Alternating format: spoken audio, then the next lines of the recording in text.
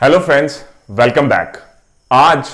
Governance की series में जिस इंपॉर्टेंट टॉपिक पर हम आपसे बात करने वाले हैं वो मुझे लगता है हम सभी की लाइफ में, हम सभी के जीवन में कहीं ना कहीं किसी ना किसी तरीके से अपना प्रभाव डालता रहा है। जिस टॉपिक पर आज हम बात करेंगे बहुत इंपॉर्टेंट टॉपिक है, सिर्फ हमारी रोजमर्रा की जिंदगी ही नहीं बट इस देश के लिए, इस देश की गवर्नेंस के लिए किस तरीके से हमारा एडमिनिस्ट्रेशन और किस तरीके से जो हमारे नियम हैं, कानून हैं, उनको एनफोर्स करवाने वाली जो प्राइमरी एजेंसी है वो है हमारी पुलिस। आज हम बात करेंगे दोस्तों भारतीय पुलिस। आज हम बात करेंगे कि भारतीय पुलिस के सामने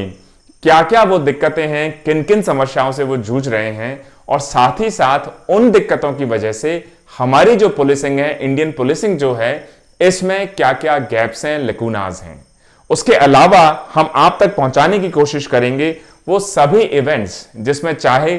प्रकाश सिंह कमेटी 2006 की रिकमेंडेशंस हो, उसके बाद चाहे सोले सोराब जी की 2006 की मॉडल पुलिस एक्ट हो, उसके अलावा सुप्रीम कोर्ट के जजमेंट्स हों, चाहे टीके थॉमस साहब की जो कमेटी बनाई गई थी उनकी ऑब्जर्वेशंस हों, चाहे जेएस वर्मा जो उस वक्त के जज थे उनके द्वारा जब कमेटी बनाई गई 2012 में उनसे संबंधित इंफॉर्मेशन हो। तो दोस्तों आज के टॉपिक को मुझे लगता है बड़े ध्यान से सुनने की आवश्यकता है, क्योंकि आज के लेक्चर से हम आपको बताएंगे कि वो कौन सी 5 या 7 बड़ी दिक्कतें हैं जो हमारी पुलिस फोर्स के सामने लगातार बनी हुई हैं, कौन कौन सी इंपॉर्टेंट रिकमेंडेशंस रही हैं और उन रिकमेंडेशंस को लागू करने के लिए अभी तक सरकारों ने क्या क्या कदम उठाए हैं। ऐसी कौन सी रिकमेंडेशंस हैं जिन पे अभी तक भी कोई काम नहीं किया गया है, और हम आपको यह भी बताने की कोशिश करेंगे कि इंडिया को अगली दशक, अगले सेंचुरी के लिए प्रिपेयर करने के लिए हमें क्या क्या काम करने होंगे हमारी पुलिस व्यवस्था को सुदृढ़ बनाने के लिए, इसको और सुचारू बनाने के लिए, इसको सिटीजन सेंट्रिक बनाने के लिए, कि जब भी आप कभी पुलिस के बारे में सोचें, पुलिस को अप्रोच करें, किसी थाने में किसी काम के लिए आपको जाना पड़े तो आप घबराएं नहीं। आपको महसूस हो कि अगर हम पुलिस को अप्रोच करेंगे तो निष्पक्ष रूप से हमारा काम वहां पर संपादित हो पाएगा। दोस्तों तो आइए शुरू करते हैं आज के इस लेक्चर की। सबसे पहले तो मैं आप तक कुछ 6 या 7 अगर बड़ी समस्याएं हम बताएं जो कि पुलिस रिफॉर्म के एक्सपर्ट्स द्वारा लेआउट की गई हैं, उनके बारे में जरा बात करते हैं कि ऐसी क्यों हालत है पुलिसिंग की हमारे देश में कि जब भी चाहे गांव हो या शहर हो, कभी पुलिस के बारे में आप सोचते हैं तो एक डर हो सकता है आपके मन में हो, एक निष्पक्षता ना मिलने की उम्मीद हो सकता है, इमेज आपके मन में हो। ऐसे क्या इश्यूज रहे हैं जिसकी वजह से कई रिफॉर्म्स आने के बावजूद भी, इतने लंबे समय के बावजूद भी आज भी हो सकता है कि इंडियन पुलिसिंग के जो मायने हैं, गुणवत्ता है, स्तर है, वो लोगों की जो अपेक्षाएं हैं, जो उनकी एक्सपेक्टेशंस हैं, उस पे खरी ना उतर पा रही हो। दोस्तों तो बिना समय गंवाए शुरू करते हैं। सबसे पहले हम समझेंगे आज के लेक्चर में कि वो कौन कौन सी दिक्कतें हैं जो इंडियन पुलिस फेस कर रही है। फिर हम आपसे बात करेंगे सबसे बड़ा जो माइलस्टोन इवेंट रहा इंडियन पुलिस रिफॉर्म्स में, प्रकाश सिंह का जो पीआईएल दाखिल की गई 1996 में, जिसका सुप्रीम कोर्ट ने 7 डिफरेंट रिकमेंडेशंस के थ्रू 2006 में फैसला सुनाया, और उस फैसले को लागू करने की दिशा में जो कमेटी बनाई गई अंडर सोले सोराब जी, जिन्होंने मॉडल पुलिसिंग एक्ट को ड्राफ्ट किया, और अपेक्षा रही कि ये जो मॉडर्न पुलिसिंग एक्ट बनाया गया है इसकी तर्ज पर, इसी की लाइंस पे बाकी सारे स्टेट्स और यूनियन टेरिटरीज भी अपना अपना पुलिस एक्ट बनाएंगे। उसके बाद केटी थॉमस साहब ने क्या कहा, जेएस वर्मा साहब ने क्या कहा, और पिछले मुझे लगता है 2 साल पहले जो हमारे चीफ जस्टिस ऑफ इंडिया थे मिस्टर जेएस खरे, उनकी जो ऑब्जर्वेशन रही है पुलिस रिफॉर्म के बारे में, उसके बारे में हम आपको जल्दी से बताने की कोशिश करेंगे। दोस्तों तो जो सबसे पहली, सबसे बड़ी मैं कहूंगा समस्या पुलिस के बारे में आम जन के मन में, या फिर जो पुलिस रिफॉर्म या गवर्नेंस से रिलेटेड एक्सपर्ट्स हैं उनके मन में जो सबसे पहली बड़ी समस्या निकल कर आती है जब हम बात करें इंडियन पुलिसिंग की, इंडियन पुलिस की, हमारे थानों की, इन्वेस्टिगेशन की, क्राइम सिस्टम की, क्रिमिनल जस्टिस सिस्टम की, सबसे बड़ा इश्यू जो सबके दिमाग में निकल कर आता है वो आता है कि पुलिस और जो हमारी पॉलिटिक्स है या पॉलिटिशियंस हैं, कहीं ना कहीं उनका जो तालमेल है, हो सकता है उनका नेक्सस हो। और ये मैं नहीं कह रहा हूं दोस्तों, ये 2007 की जो सेकंड एआरसी है, सेकंड एडमिनिस्ट्रेटिव रिफॉर्म्स कमिटी, ने साफ तौर पे इस चीज को कहा है कि इंडियन पुलिस के हाथ में जो हमारी सीआरपीसी है, कोड ऑफ क्रिमिनल प्रोसीजर, उसके साथ आईपीसी है, इंडियन पीनल कोड, इन दोनों जो हमारे क्रिमिनल जस्टिस सिस्टम को चलाने वाले नियम या नियमावली हैं, इन्होंने ऐसा लगता है कि कहीं पुलिस के हाथ में बहुत ज्यादा पावर ना सौंप दी हो। अब चूंकि पावर एक इंस्टीट्यूशन के पास बहुत ज्यादा कॉन्सेंट्रेटेड हो गई है, तो कहीं ना कहीं जो भी पॉलिटिकल डिस्पेंसेशन होता है, जिसकी भी सरकार होती है, जिसके हाथ में सत्ता होती है, जिसके हाथ में पावर होती है, अथॉरिटी हो सकती है, कोशिश की जा सकती है कि वो अपने हिसाब से इस पुलिस के इंस्टीट्यूशन को अपने कार्य करवाने में या अपने हिसाब से चीजों को चलवाने में, अपने हिसाब से इंफ्लुएंस करने में पुलिस को कहीं ना कहीं इंटरफेयर करके इंफ्लुएंस कर सकते हैं। और ये बात आपने कई हिंदी पिक्चरों में देखा होगा, आपने ये बात आपकी रोजमर्रा की जिंदगी में देखा होगा। मेरी तो नौकरी ही ऐसी है कि कई बार ऐसा लगता है कि क्या एडमिनिस्ट्रेटिव या पुलिस में किसी तरह का कोई इंटरफेरेंस है या नहीं। तो पहला चैलेंज मैं कहूंगा हमारे पुलिस रिफॉर्म्स के लिए, वो है पॉलिटिकल क्रिमिनलाइजेशन ऑफ पुलिसिंग। सबसे पहला चैलेंज। उसके बाद मैं कहूंगा दूसरा बड़ा चैलेंज हमारी पुलिस के सामने है, वो है कि हमारी पुलिस बहुत ज्यादा ओवरबर्डन है। ओवरबर्डन मतलब कि काम बहुत ज्यादा है। अगर हम कुछ स्टैटिस्टिक्स देख लें तो 2016 की रिपोर्ट के हिसाब से जो हमारी स्टेट पुलिस फोर्स है, उसमें लगभग 25% की कमी है। हमारी जो पुलिस में, चाहे वो इंस्पेक्टर्स हों, सब इंस्पेक्टर्स हों, हमारे कांस्टेबल्स हों, हमारे सिपाही हों, उनमें लगभग पूरे देश में 5.5 लाख 5.5 लाख हमारे रिक्रूट्स की हमारी पुलिसिंग में कमी है। तो आप सोच सकते हैं कि पॉपुलेशन लगातार बढ़ रही है,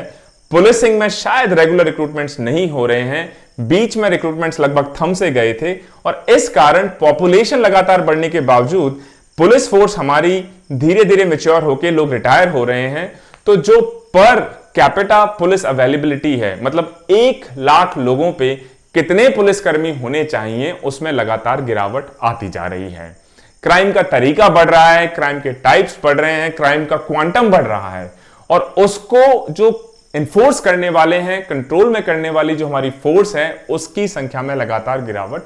आ रही है दोस्तों। तो ये दूसरा बड़ा चैलेंज है कि हमारी पुलिस फोर्स बहुत ओवरबर्डन्ड है। जितने हमारे पास मैन पावर होनी चाहिए पुलिस में, शायद वो अभी कतई अवेलेबल नहीं है। जो तीसरी बड़ा चैलेंज मैं कहूंगा हमारी पुलिस के सामने, इंडियन पुलिसिंग के सामने, वो है कि अकाउंटेबिलिटी की शायद कहीं ना कहीं कमी कही जाती है, मानी जाती है, लोगों द्वारा सुझाया जाता है। और इसी कारण आप कई बार देखेंगे, आपने सुना होगा, भगवान ना करे आपको एक्सपीरियंस करना पड़े, लेकिन कई बार अनवारंटेड अरेस्ट हो जाते हैं। शायद उसमें किसी का संलिप्तता ना रही हो, लेकिन शायद संदेह के दायरे में आने की वजह से या किसी प्रेशर की वजह से भी ये पॉसिबिलिटी है। मैं ये नहीं कहता कि हमेशा ऐसा होता है, लेकिन ऐसे कुछ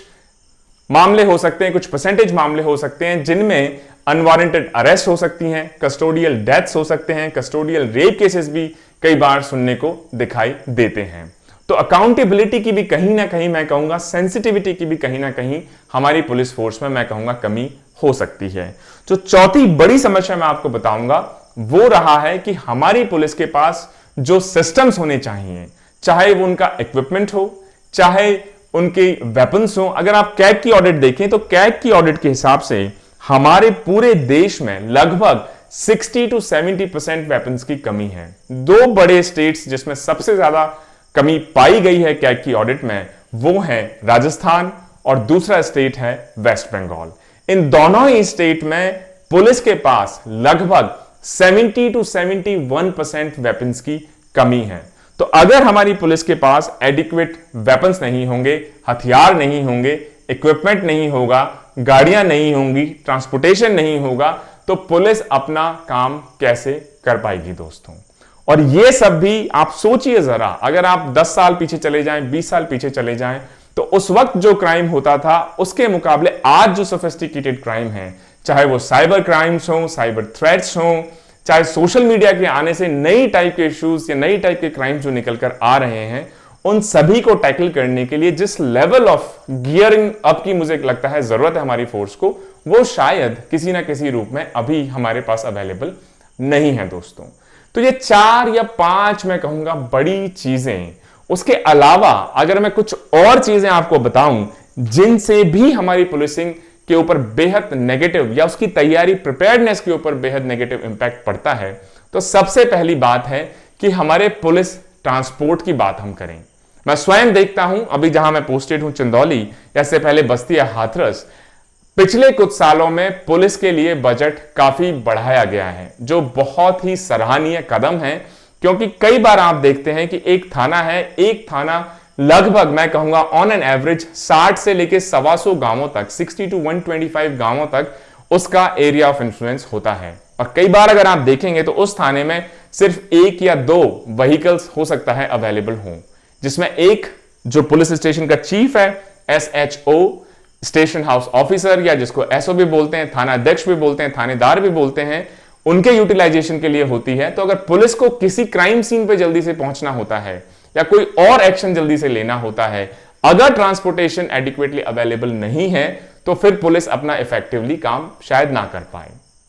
यूपी की अगर आप बात देखें तो पिछले कुछ सालों में बजट एलोकेशन मुझे लगता है 50 से ज्यादा % बढ़ा है। उसकी वजह से चाहे नई कार्स हो, नया ट्रांसपोर्टेशन हो, चीता मोबाइल्स हो, इन सभी में बढ़ोतरी हुई है। चाहे 112 नंबर की जो स्कीम है उसकी गाड़ियां हो, तो इससे क्या होता है, कोई भी डिस्ट्रेस कॉल आता है तो पुलिस के पास अगर एडिक्वेट ट्रांसपोर्टेशन है तो वो तुरंत रिस्पॉन्ड कर सकती है। वरना आपने देखा होगा पुरानी हिंदी पिक्चरों में कि क्राइम हो जाता है, लोग चिल्लाते रहते हैं, और जब क्राइम करने वाला क्राइम सीन से भाग जाता है उसके बाद पुलिस अपने दलबल के साथ पहुंचती है। तो मुझे लगता है सिचुएशन अब काफी चेंज हो गई है। खास तौर के अगर आप यूपी की बात देखें, 112 की जो स्कीम है जिसमें कोई भी अपना डिस्ट्रेस कॉल कर सकता है, और police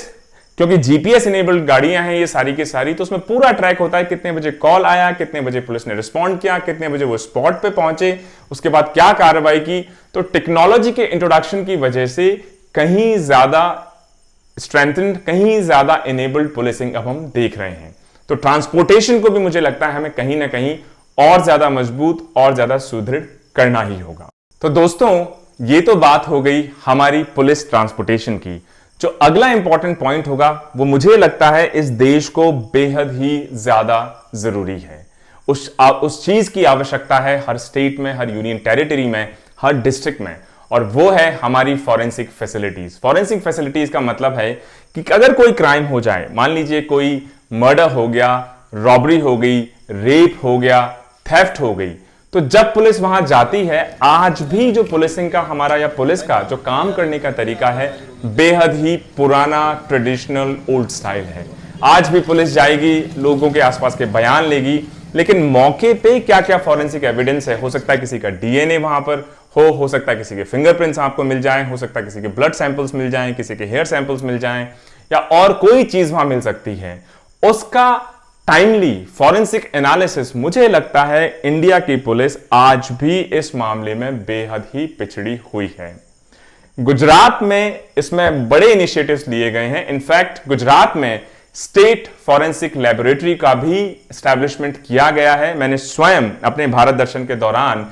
state of the art जो गांधीनगर के अंदर ये फॉरेंसिक यूनिवर्सिटी है, उसके साथ साथ उनके जो सब ब्रांचेस हैं, जो अलग अलग डिस्ट्रिक्ट्स, अलग अलग रीजन में एस्टैब्लिश हैं, ताकि पुलिस को हर चीज, हर सैंपल अपना सेंटर ना भेजना पड़े, बल्कि उसका एनालिसिस वहीं पे डिस्ट्रिक्ट लेवल पे, रीजनल लेवल पे करवाया जा सके, इसकी व्यवस्था की गई है। मुझे लगता है गुजरात का ये जो फॉरेंसिक फैसिलिटी का जो मॉडल है, ये बाकी स्टेट्स में भी, बाकी डिस्ट्रिक्ट्स में भी इंप्लीमेंट करने की बहुत जरूरत है। हमें फॉरेंसिक यूनिवर्सिटी स्टैब्लिश करनी होंगी, हमें उनके रीजनल सेंटर स्टैब्लिश करने होंगे, हमें स्टैब्लिश करने होंगे हर डिस्ट्रिक्ट पे एक छोटी मिनी फॉरेंसिक लैब, ताकि इमीडिएट नीड्स को डिस्ट्रिक्ट लेवल पे, रीजनल लेवल पे या रेंज लेवल पे ही केटर किया जा सके। उसके अलावा एक बहुत इंट्रिकेट इशू मैं बताऊंगा जो कि सभी पुलिसकर्मियों को इक्वली इफेक्ट करता है। अगर आप बात देखें, जब आप ऑफिस जाते हैं तो आपका मोटिवेशन फैक्टर क्या होता है? एक तो आपको अच्छा पे मिले, दूसरी चीज, आपको अच्छा काम करने का एनवायरमेंट मिले।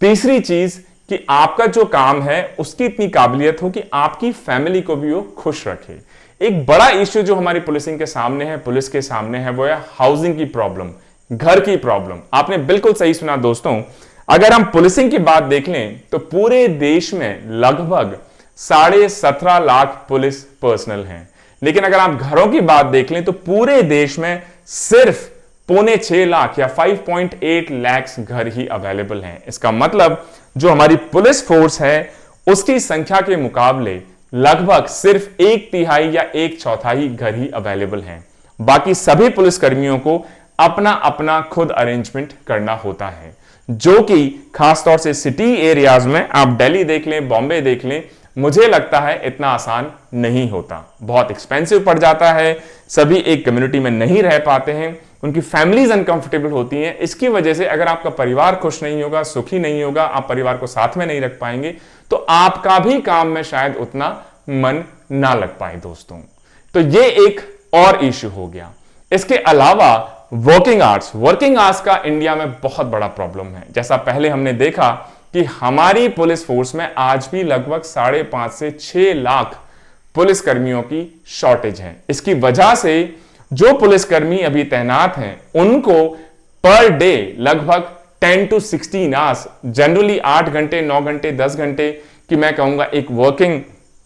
विंडो होती है, लेकिन हमारे पुलिस वालों को 16-16 घंटे, 18-18 घंटे, बहुत सी बार मैं जब खुद जाता हूं लॉ एंड ऑर्डर सिचुएशंस में, तो कई बार दिनों तक लगातार पुलिस और एडमिनिस्ट्रेशन वहां पे 18-18 घंटे, 20-20 घंटे लगातार तैनात होती है बिना किसी चेंज ओवर के, क्योंकि सिचुएशन सेंसिटिव होती हैं, कभी भी एक्सप्लोड हो सकती हैं। इस वजह से उन पे कंट्रोल करने के लिए, नियंत्रण बनाने के लिए कि सिचुएशन और ज्यादा ना बिगड़े, पुलिस और एडमिनिस्ट्रेशन को हमेशा वहां प्रेजेंट रहना पड़ता है। अगर मैं आपको एक इंटरेस्टिंग फैक्ट बताऊं, अगर मैं आपसे यह चीज पूछूं कि आपकी रोजमर्रा की जिंदगी में ऐसी वो कौन सी जगह है जो कभी बंद नहीं होती, तो मैं आपको दावे के साथ कह सकता हूं उसका नाम है पुलिस स्टेशन, उसका नाम है थाना। थाना एक ऐसी चीज है, चाहे आंधी हो, बारिश हो, तूफान हो, बरसात हो, कोरोना हो, पैंडेमिक हो, कहीं आग लग रही हो, भूकंप आ जाए, कुछ भी हो जाए, दंगे हो रहे हों, लेकिन पुलिस स्टेशन कभी बंद नहीं हो सकता। इनफैक्ट ये जब सारी चीजें हो रही हो या इनमें से एक चीज हो रही हो, तो जो एक चीज आपके मन में समझ आती है, आपको सुझाई पड़ता है, वो है पुलिस। कोई भी दिक्कत आ जाए, बाढ़ आ जाए, चाहे तूफान आ जाए, चाहे पेंडेमिक आ जाए, चाहे लॉकडाउन आ जाए, कोई आपको परेशान कर रहा हो, किसी का रेप हो जाए, कोई क्राइम हो जाए, तुरंत आप पुलिस को फोन करेंगे और आप उम्मीद करेंगे कि पुलिस स्टेशन चाहे दिन हो या रात हो, रात के 2 बज रहे हो, 4 बज रहे हो, 5 बज रहे हो, पुलिस हमेशा आपकी डिस्ट्रेस कॉल को रिस्पॉन्ड करे। तो आप सोच सकते हैं कि किस तरह का काम या कितना स्ट्रेसफुल काम है पुलिसिंग का, और इस कारण उनको ऑन एन एवरेज मैं कह रहा हूं 10 से 16 घंटे, 10 से 18 घंटे regularly, day in day out, बिना किसी छुट्टी के, ना इनका कोई संडे होता है, ना इनकी कोई छुट्टी होती है, ना इनका कोई त्योहार होता है। जब आप और हम होली दिवाली मना रहे होते हैं, तब हमारी पुलिस फोर्स और एडमिनिस्ट्रेशन जिसमें हम शामिल हैं, हम सभी लोग स्ट्रीट्स पर जाके, शहरों में जाके, गांव में जाके ये इंश्योर कर रहे होते हैं पेट्रोलिंग करके कि किसी तरह की कोई वारदात ना हो जाए दोस्तों। तो आप बहुत ज्यादा काम करते हैं, आपकी जो प्राइवेट लाइफ है आपके जॉब प्रोफाइल की वजह से कहीं ना कहीं मैं कहूंगा कॉम्प्रोमाइज्ड रहती है, और इसका इफेक्ट पड़ता है आपकी फैमिली पे, इसका इफेक्ट पड़ता है आपके मेंटल हेल्थ पे, इसका इफेक्ट पड़ता है आपके स्ट्रेस लेवल्स पे, इसका इफेक्ट पड़ता है आपके बिहेवियर पे, इसका इफेक्ट पड़ता है कि किस तरीके से आप लोगों को ट्रीट करते हैं, इसका इफेक्ट पड़ता है आपके सोशल रिस्पॉन्स पे।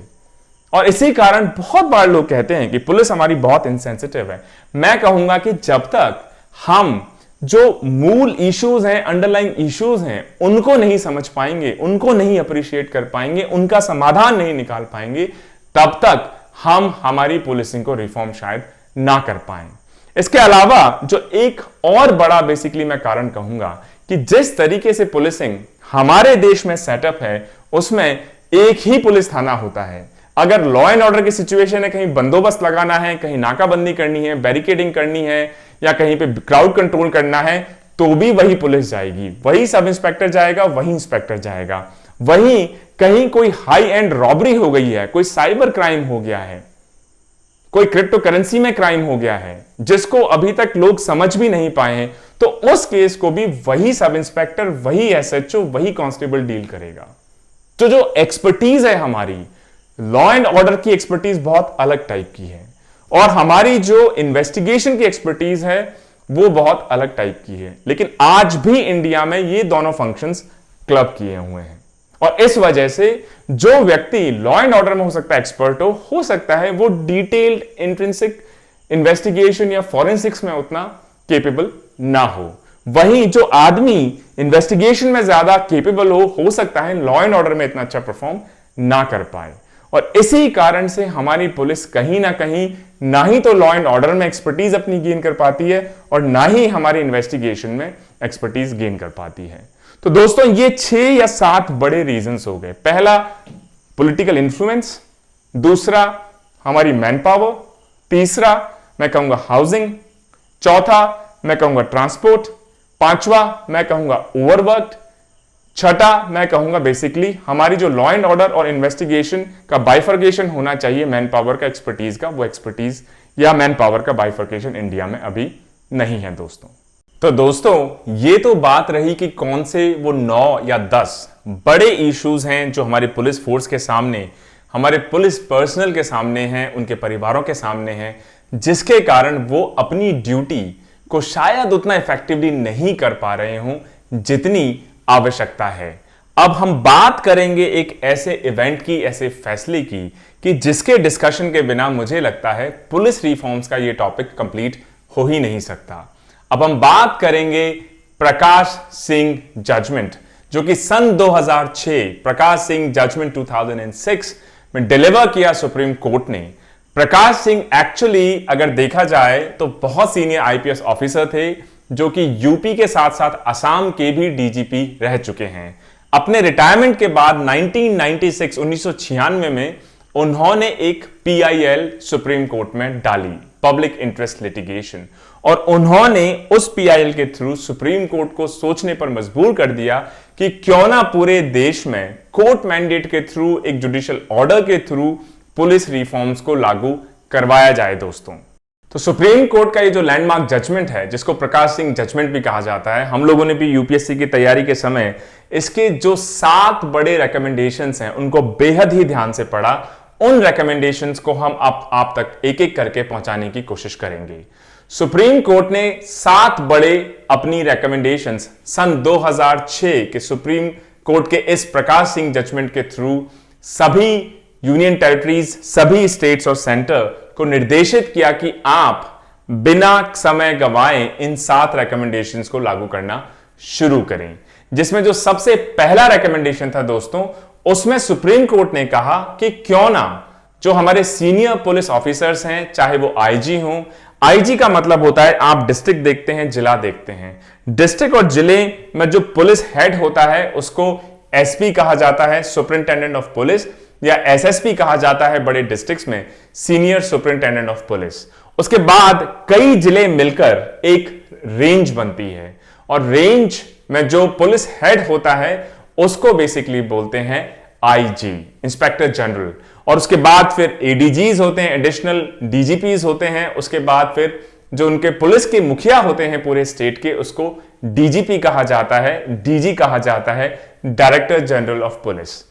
तो सुप्रीम कोर्ट की रिकमेंडेशन रही कि जो सीनियर लेवल ऑफिसर्स हैं, चाहे एसपी या एसएसपी ना हो, लेकिन उसके बाद जो रेंज लेवल है, फॉर एग्जांपल मैं अभी चंदौली में पोस्टेड हूं, चंदौली की जो रेंज लगती है वो है बनारस। बनारस में 4 या 5 डिस्ट्रिक्ट मिलकर बनारस रेंज कॉन्स्टिट्यूट होती है। तो ये जो सभी एसपीस हैं डिफरेंट डिस्ट्रिक्ट के, इनका जो पहला लाइन ऑफ रिपोर्टिंग बॉस होते हैं वो सीनियर पुलिस ऑफिसर होते हैं, जो आईजी रैंक के उस पर्टिकुलर रेंज पर बैठते हैं। तो आईजी रेंज पर और डीजीपी लेवल पर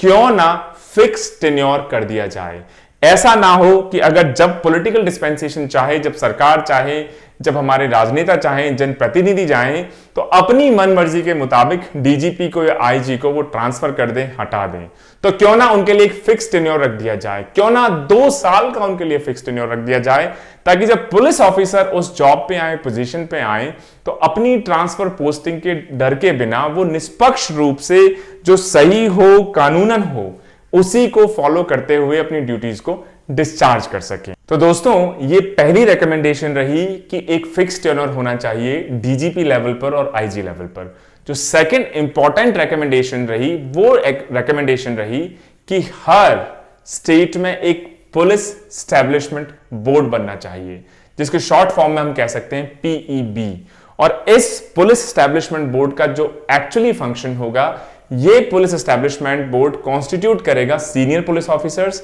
साथ ही साथ सीनियर ब्यूरोक्रेट्स, और ये डिसाइड करेंगे जितनी भी पुलिस मशीनरी है उस स्टेट की, उसके ट्रांसफर पोस्टिंग्स के बारे में। इस पुलिस स्टैब्लिशमेंट बोर्ड के जरिए कोशिश की जाएगी कि जो इन्फ्लुएंस होता है पॉलिटिकल डिस्पेंसेशन का या राजनेताओं का या जनप्रतिनिधियों का, उससे पुलिस को कैसे शील्ड किया जा सके। तो ये पहली दो रिकमेंडेशंस रही। जो थर्ड रिकमेंडेशन है वो है कि हर स्टेट में, हर प्रदेश में स्टेट पुलिस कंप्लेंट्स अथॉरिटी या एसपीसीए बनाया जाए, ताकि आम जनता को अगर पुलिसिंग के तरीके से या उसके मेथड से या उसकी परफॉर्मेंस से अगर कोई ग्रीवियंस हो, कोई इशू हो, वो तत्काल रूप से स्टेट पुलिस कंप्लेंट्स अथॉरिटी को जाके अपनी बात कह सकें, अप्रोप्रिएट एक्शन लिया जा सके, करेक्टिव मेजर्स लिया जा सके। उसके अलावा सुप्रीम कोर्ट की जो चौथी इंपॉर्टेंट रिकमेंडेशन है वो है कि आप क्यों ना इन्वेस्टिगेशन और लॉ एंड ऑर्डर, इन दोनों फंक्शंस को अलग कर दें, ताकि लॉ एंड ऑर्डर की अलग से आप एक्सपर्टीज गेन कर सके। अगर आपने हॉलीवुड मूवीज देखी होंगी तो आपने देखा होगा, अमेरिकन मूवीज में खास तौर से, कि जो टिपिकल क्राइम्स होते हैं उनकी इन्वेस्टिगेशंस वहां पर डिटेक्टिव्स करते हैं। डिटेक्टिव्स का डेली काम नहीं होता कि वो लॉ एंड ऑर्डर सिचुएशन को भी डील करें, ताकि वो डेडिकेटेड माइंड से, फोकस माइंड से जो कॉम्प्लेक्स क्राइम्स होते हैं उनको इन्वेस्टिगेट करके एक्चुअली इंपार्शियल तरीके से, ट्रांसपेरेंट तरीके से, साइंटिफिक तरीके से उन केसेस को रिजॉल्व कर सकें, उन केसेस का खुलासा कर सकें। वहीं जो रेगुलर पुलिस फोर्स होगी वो रोजमर्रा का जो लॉ एंड ऑर्डर सिचुएशंस है, कहीं पे जाम लग गया, कहीं पे पथराव हो गया, कहीं पे भीड़ को काबू में करना है, कहीं पे मेले का जिसे बोलते हैं बंदोबस्त करना है, कहीं पे बैरिकेडिंग करनी है, कहीं पे वीआईपी मोमेंट है, या कहीं पे गांव में कोई दिक्कत होगी, तो इन सभी चीजों के लिए हमारी रेगुलर पुलिस रिस्पॉन्सिबल होगी। इसके अलावा सुप्रीम कोर्ट ने कहा कि क्यों ना हर स्टेट में एक स्टेट सिक्योरिटी कमीशन भी स्टैब्लिश की जाए, और उस स्टेट सिक्योरिटी कमीशन में जो सिविल सोसाइटी है, आम जनता है, इनके लोगों को भी शामिल किया जाए, ताकि आम जनता भी अपनी बात स्टेट सिक्योरिटी कमीशन के माध्यम से रख सके, कह सके, पुलिस में जो बदलाव लाने हैं वो बदलावों में अपनी भागीदारी सुनिश्चित कर सके। स्टेट के अलावा पूरे देश के लिए एक नेशनल सिक्योरिटी कमीशन स्टैब्लिश करने की रिकमेंडेशंस भी इस प्रकाश सिंह जजमेंट ऑफ 2006 में सुप्रीम कोर्ट ने कही। अब हम बात करके 7 रिकमेंडेशंस हो गई, लेकिन इन 7 रिकमेंडेशंस में से 2006, आज 2021 चल रहा है दोस्तों, लगभग 15 साल हो गए हैं। इन 15 सालों में कौन कौन सी रिकमेंडेशंस को अभी तक लागू किया गया है, कौन सी रिकमेंडेशंस को लागू नहीं किया गया है, क्यों नहीं किया गया है, जरा इस पे अब हम बात कर लें। अगर आप देखें CHRI या कॉमनवेल्थ ह्यूमन राइट्स इनिशिएटिव की सितंबर 2020 की रिपोर्ट, तो बड़ी ही, मैं कहूंगा, अनफॉर्चुनेट पिक्चर सामने निकलकर आती है। सुप्रीम कोर्ट के बहुत ही क्लियर कट और एक माइलस्टोन मैंडेट फैसले के बावजूद भी सिचुएशन यह है कि पूरे देश में एक सिंगल स्टेट अभी भी ऐसा नहीं है जिसने इन सभी 7 रिकमेंडेशंस को अपने स्टेट में लागू किया हो। दोस्तों, बड़ी शर्मनाक स्थिति में से कहूंगा कि 15 साल के बावजूद भी हम इन रिकमेंडेशंस को लेटर एंड स्पिरिट में किसी एक सिंगल स्टेट में भी लागू नहीं करवा पाए। 18 स्टेट्स ने अलग अलग शेप और फॉर्म में कोशिश की है कि इन रिकमेंडेशंस को अपने हिसाब से, जो उनको सूट करता हो उसके हिसाब से इनको फॉर्मुलेट किया जाए, इंप्लीमेंट करवाया जाए। लेकिन उन रिकमेंडेशंस का लक्यूना आप देखेंगे कि उन रिकमेंडेशंस या जिस तरीके से इंप्लीमेंट की गई हैं रिकमेंडेशंस उन स्टेट्स में, उसमें कहीं ना कहीं ऐसे लूप होल्स छोड़े गए हैं कि किसी ना किसी तरीके से पुलिसिंग को या पुलिसिंग वर्किंग को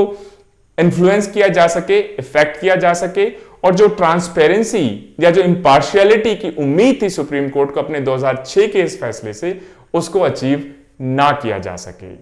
अब हम 2006 का जो फॉलो अप इवेंट रहा कि जब 2006 में सुप्रीम कोर्ट ने इतना लैंडमार्क जजमेंट दिया, तो इस जजमेंट को किस तरीके से एग्जीक्यूट करवाया जाए, जमीन पर इसको कैसे उतारा जाए। उसी के क्रम में सोली सोराब जी, जो कि बहुत सीनियर लॉयर रहे हैं, हमारे बहुत प्रोमिनेंट लॉयर रहे हैं, उनकी अध्यक्षता में एक पुलिस एक्ट ड्राफ्टिंग कमेटी बनाई गई और इस कमेटी ने 2006 में ही बड़ी कड़ी मेहनत करके हमारी जो ग्राउंड रियलिटीज हैं, जो अच्छे पुलिस एस्टैब्लिशमेंट एक्ट्स हैं, दूसरे कंट्रीज के जो पुलिस एक्ट्स हैं, इन सभी को पढ़कर एक मॉडल पुलिस एक्ट 2006 में प्रपोज किया गया। और पर्पस यही था 2006 कि इस मॉडल पुलिस एक्ट का, कि इस एक्ट के आधार पर, इस पुलिस एक्ट को आधार मानते हुए सभी स्टेट्स और सभी यूनियन टेरिटरीज अपना अपना पुलिस एक्ट बनाकर उसको अपने स्टेट्स में लागू करवाएं। इसके अलावा अगर आप पार्लियामेंट की पावर में बात माने तो सेक्शन 252 ऑफ द कॉन्स्टिट्यूशन ये सेंट्रल गवर्नमेंट को पावर देता है कि दो या दो से ज्यादा स्टेट अगर सेंट्रल गवर्नमेंट को अप्रोच करती हैं कि आप हमारे लिए कोई नियम बनाइए ताकि हम दोनों स्टेट्स या दो से ज्यादा स्टेट्स अपने स्टेट्स में उनको लागू कर सकें, तो पार्लियामेंट के पास पावर है कि वो स्टेट्स के लिए नियम बना सकते हैं। साथ ही साथ अगर कोई और स्टेट कहता है कि बड़ा अच्छा नियम है, हम भी इस नियम को अपने यहां पे लागू करवाना चाहते हैं, तो वो अपने लोअर और अपर हाउस, जो स्टेट का लोअर और अपर हाउस होता है, विधानसभा, Vidhan Parishad, legislative assembly, legislative council, वहां पर रेजोल्यूशन पास करके उस लॉ को अडॉप्ट कर सकता है। तो कहने का मतलब है दोस्तों, मंशा यही थी इस मॉडल पुलिस एक्ट 2006 कि सेंटर इसको बनाएगा, इसको नोटिफाई करेगा, लेजिस्लेट करेगा, इसके आधार पे सभी स्टेट्स में इसी की तर्ज पर, इसी की लाइंस पे हर स्टेट अपना एक पुलिस एक्ट बनाएगा ताकि पूरे देश में इन रिफॉर्म्स को लागू किया जा सके। लागू करने के साथ साथ एक रूपता, समरसता, एक यूनिकनेस और यूनिटी पूरे देश में कहीं ना कहीं इन पुलिस एक्ट्स में बनी रहे। लेकिन सच्चाई क्या है? जैसा मैंने कहा, 15 साल गुजर गए,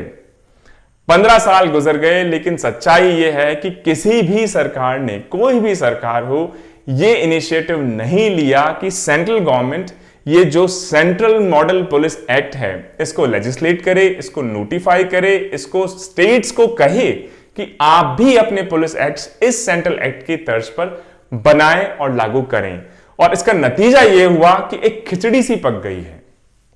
एक सिंगल एक्ट होने के बजाय आज हमारे देश में 18 अलग अलग पुलिस एक्ट्स लागू हैं दोस्तों।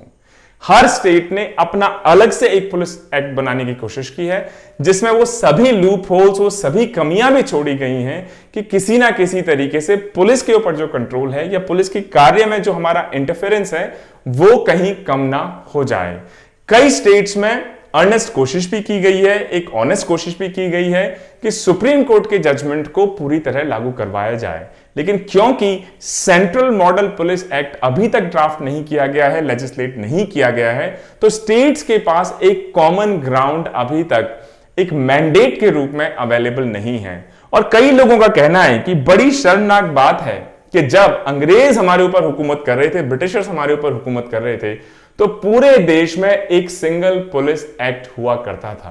लेकिन आज जब हम भारतीयों की खुद की सरकार है, आज हालत यह है कि जिसे बोलते हैं अनेकता में एकता के बजाय एकता में अनेकता वाली बात हो गई है कि आज हमारे देश में एक सिंगल एक्ट के बजाय 18 अलग अलग एक्ट्स हैं अलग अलग स्टेट्स के दोस्तों। अब अगर हम बात करें कि क्या अगर हम बड़े स्टेट्स की बात करें तो स्थिति, जैसा कई सिक्योरिटी एक्सपर्ट्स ने कहा है, कहीं ज्यादा खराब है। और उसका कारण यह है क्योंकि स्टेट्स इतने बड़े हैं, वहां पे पॉपुलेशन हमारी बहुत बड़ी है, तो अगर ये पुलिस रिफॉर्म्स वहां पर नहीं ला जाते हैं तो मुझे लगता है एक बहुत बड़ा तबका, एक बहुत बड़ी जनसंख्या इनसे नेगेटिवली इंपैक्ट होती है। आज की तारीख में ऐसा नहीं कि प्रकाश सिंह जजमेंट 2006 के बाद इस पे फॉलो अप नहीं किया गया। इनफैक्ट आज की तारीख में हम देख लें तो आज, क्योंकि ये फैसले स्टेट गवर्नमेंट्स ने पूरी तरह अपने स्टेट्स में लागू नहीं किए हैं, इसकी वजह से सुप्रीम कोर्ट में इस फैसले को लागू ना करने के कारण आज भी 5 से ज्यादा कंटेम्प्ट पिटीशन सुप्रीम कोर्ट में पेंडिंग है। यह कहने के लिए सुप्रीम कोर्ट को कि जब आपने 2006 में फैसला दे ही दिया है और फैसला इतना अच्छा है, स्वागत योग्य है, तो यह आपकी रिस्पॉन्सिबिलिटी है कि आप जुडिशियल ऑर्डर के थ्रू स्टेट और सेंटर से अपने इस फैसले को मनवाएं, लागू करवाएं। बड़े स्टेट्स जैसे कि महाराष्ट्र हो, तमिलनाडु हो और उत्तर प्रदेश हो, क्योंकि बड़े स्टेट्स हैं, पॉपुलेशन काफी अच्छी खासी है। यहां पर इन पुलिस रिफॉर्म्स या सुप्रीम कोर्ट के जजमेंट के पूरी तरह ना लागू होने के कारण काफी बड़ी पॉपुलेशन हमारी, मुझे लगता है कि बेटर पुलिसिंग के एडवांटेजेस से किसी ना किसी शेप और फॉर्म में वंचित रहती है। अगर हम बात कर रहे हैं हमारे देश के नॉर्थ ईस्ट स्टेट्स की, तो नॉर्थ ईस्ट स्टेट्स ने बाकी देश के मुकाबले बड़ा अच्छा प्रदर्शन किया है। इनफैक्ट नॉर्थ ईस्ट स्टेट्स ने कोशिश की है कि सुप्रीम कोर्ट के इस फैसले को लेटर एंड स्पिरिट, मतलब जैसी मंशा थी सुप्रीम कोर्ट की, उसी हिसाब से अपने स्टेट्स में लागू करवाया जाए। अब मैं दो इंपॉर्टेंट कमेटी की आपसे बात करना चाहूंगा।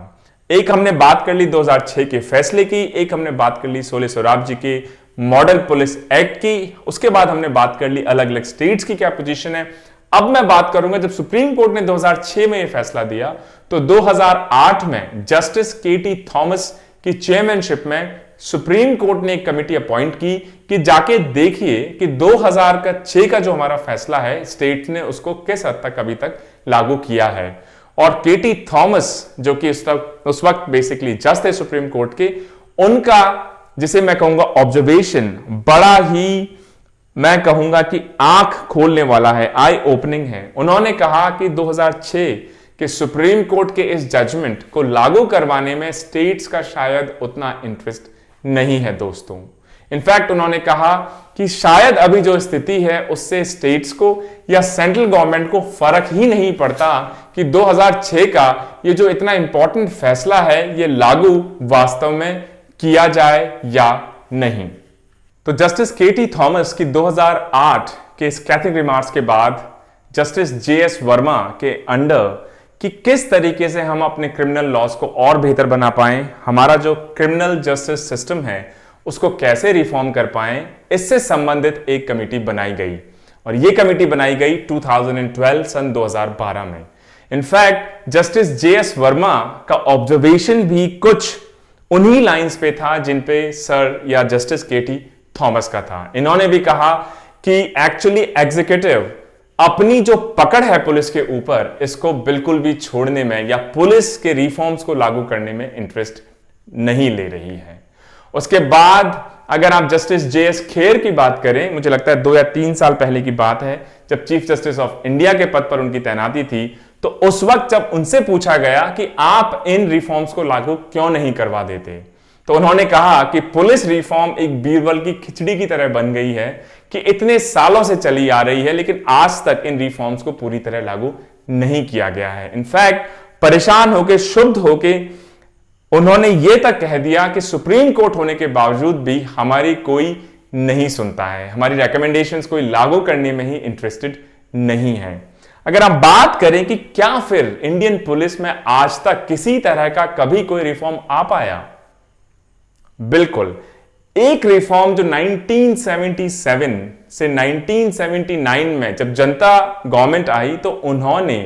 नेशनल पुलिस कमीशन का एस्टैब्लिशमेंट किया और उनकी भी मंशा यही थी कि इमरजेंसी के टाइम पे पुलिस का जिस तरीके से शायद मिसयूज किया गया हो, आगे किस तरीके से रोका जाए। लेकिन 77 और 79 के नेशनल पुलिस कमीशन बनने के बाद, उसके बाद मुझे लगता है इंडियन पुलिसिंग में ना ही तो सेंटर द्वारा ना ही स्टेट्स द्वारा कोई मेजर इनिशिएटिव आज तक लिया गया है। और इस कारण 2006 में जो हमने माइलस्टोन अचीव किया, सर प्रकाश सिंह जो कि एक्स डीजीपी यूपी और असम थे, उनकी पीआईएल और 2006 के सुप्रीम कोर्ट के जजमेंट के माध्यम से, सोले सोराब जी के माध्यम से जो उन्होंने मॉडल पुलिस एक्ट बनाया 2006 में, सर केटी थॉमस 2008 में अपनी रिपोर्ट दी, जस्टिस जेएस वर्मा ने अपनी 2012 में रिपोर्ट दी, जस्टिस खेर ने भी अपने कमेंट्स दिए, मुझे लगता है 2018 या 19 की बात होगी। उसके बावजूद भी स्थिति ऐसी बनी हुई है कि किसी ने भी इन 7 रिफॉर्म्स को इंडिया में लागू करवाने में शायद उतना इंटरेस्ट नहीं दिखाया है। कुछ स्टेट्स ने, आप अगर महाराष्ट्र का एग्जांपल ले लें फॉर एग्जांपल, तो उन्होंने कोशिश की है कि डीजीपी या आईजी लेवल पे 2 साल का एक फिक्स टेन्योर दिया जाए, लेकिन उसमें एक्सपर्ट्स का कहना है कि उसमें भी कई तरह के लूप होल्स छोड़ दिए गए हैं। जैसा कि 2 साल का तो फिक्स टेन्योर है, लेकिन उनके अपॉइंटमेंट से पहले एक तो या तो होम मिनिस्टर या चीफ मिनिस्टर का अप्रूवल जरूरी है। साथ ही साथ बीच में अगर कोई इमरजेंसी आ जाती है तो उसमें होम मिनिस्टर, चीफ मिनिस्टर या चीफ सेक्रेटरी कोई अधिकार होगा, राइट होगा कि उन 2 साल को पूरा करने से पहले भी उनको हटाया जा सके, ट्रांसफर कर दिया उनका वहां से जाए। तो कहने का मतलब यह है कि जिस मंशा से 2006 का प्रकाश सिंह जजमेंट डिलीवर हुआ था, उस मंशा से ऐसा लगता है कि स्टेट शायद उस सीरियसनेस के साथ उस जजमेंट को या पुलिस रिफॉर्म्स को आगे बढ़ाने में इच्छुक ना हो। इसी तरीके से कई स्टेट्स ने पुलिस एस्टैब्लिशमेंट बोर्ड, जिसकी हमने बात की, जिसका पर्पस होगा कि उसमें सीनियर पुलिस ऑफिसर्स हों, सीनियर ब्यूरोक्रेट्स हों और दोनों मिलके जितने अपॉइंटमेंट्स हैं, ट्रांसफर्स हैं, इनका ध्यान में रखें बिना पॉलिटिकल इंटरफेरेंस के। तो पुलिस एस्टैब्लिशमेंट बोर्ड्स भी जो स्टेट्स ने बनाए हैं, उसकी स्थिति यह है कि उसकी मीटिंग होने से पहले, मीटिंग या फाइनल ट्रांसफर पोस्टिंग जारी होने से पहले पॉलिटिकल एग्जीक्यूटिव का उसमें सहमति जरूरी है। तो जो टोटल पर्पस था कि किस तरीके से हम अपने पुलिस को या पुलिस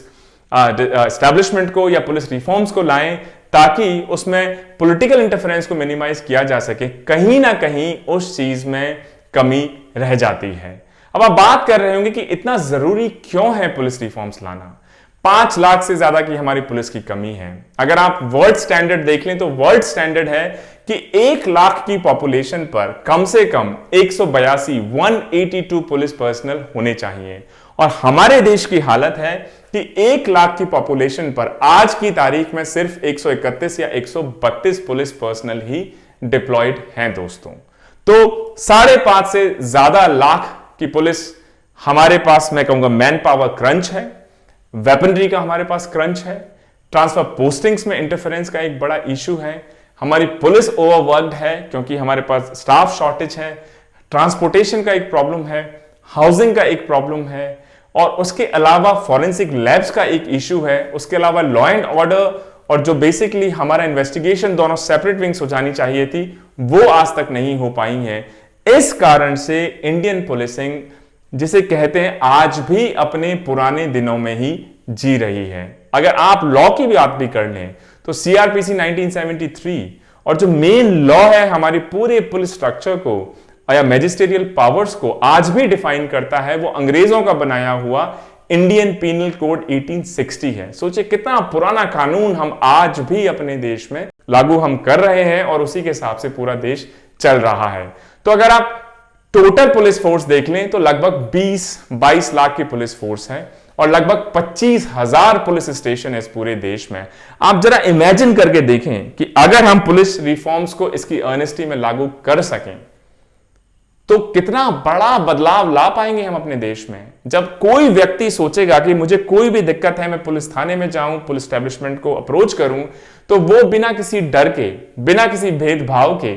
उस पुलिस एस्टैब्लिशमेंट को अप्रोच कर पाएगा, जहां उसे न्याय मिल सके, उसके साथ जस्टिस हो सके। ये लोगों के लिए तो जरूरी है ही है, उसके साथ जो हमारे बिजनेसेस हैं, जब यहां पे कोई बिजनेस अपना एस्टैब्लिश करना चाहेगा, उसके साथ अगर कोई दिक्कत आ जाती है तो उसको भी कॉन्फिडेंस होगा कि मैं जाके जो हमारा पुलिस एस्टैब्लिशमेंट है उसको अप्रोच कर सकूं, जो हमारा इशू है उसको रिजॉल्व करवा सके, ताकि उसको भी स्पीडी जस्टिस मिल सके।